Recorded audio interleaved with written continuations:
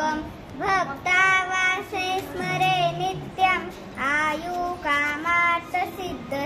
प्रथमं वक्रतुण्डं च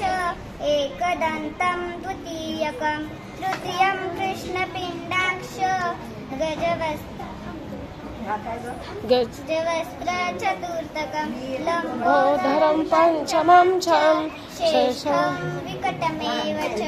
सप्तमं विघ्नराजेन्द्रं मूलवर्णं तटास्तमं नवमं भालचन्द्रं च दशमं तु विनायकम्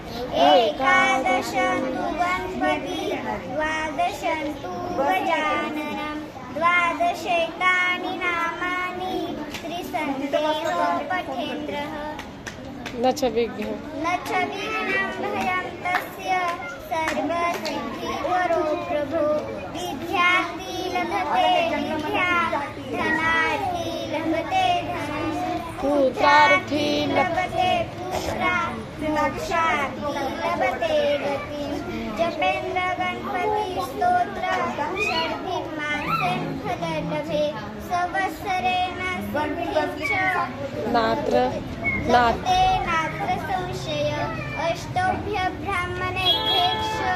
लिखित्वाय समर्भवे तस्य विद्या भवेत् सर्वां गणेशस्य प्रसादतः इति श्रीनारदपुराणे श्रीसङ्कटनाशनं श्रीगणपतिस्तोत्रं सम्पूर्णं। धन्यवाद।